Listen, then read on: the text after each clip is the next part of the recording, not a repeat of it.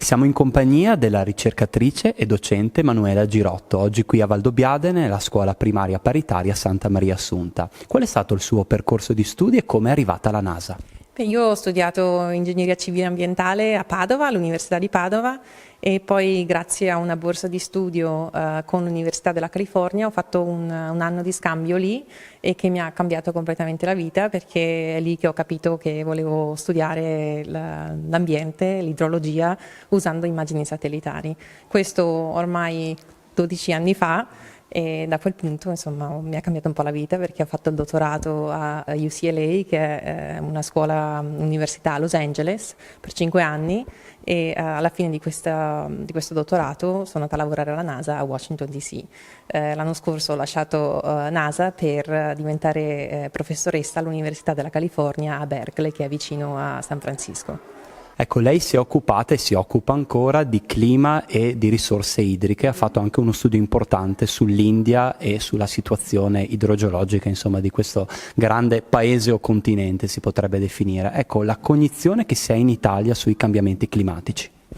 Beh, ci sono sempre più estremi, sia in Italia come nel resto del mondo. Sentiamo sempre più che ci sono periodi di siccità e poi sono accompagnati da periodi completamente di pioggia che non si ferma, insomma, che crea proprio alluvioni.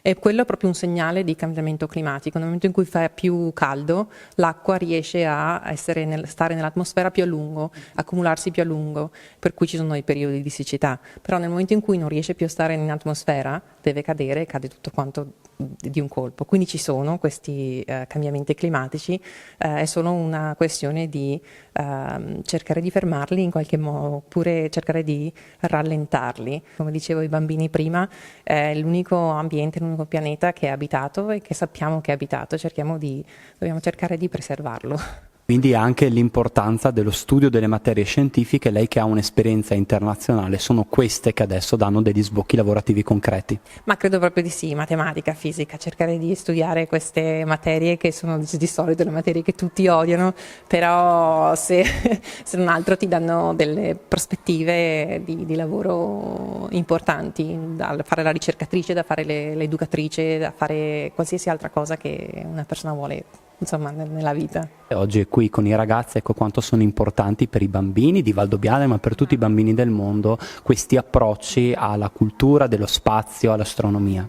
Beh, uno dei motivi principali per cui ho voluto fare la professoressa è proprio perché da ricercatrice a professoressa, per cui ho lasciato NASA per diventare professoressa, proprio perché se tu vuoi cambiare, secondo me, qualcosa nell'ambiente lo devi cambiare con le nuove generazioni. Per cui è molto importante che i nostri bambini, i nostri studenti, dall'asilo alle superiori, alle università, riescano proprio a capire qual è l'importanza dell'ambiente, del rispettare l'ambiente, per poter cambiare proprio il futuro da loro. Se uno vuole cambiare il futuro, fare qualcosa, un impatto nell'ambiente, lo deve fare dalle nuove generazioni.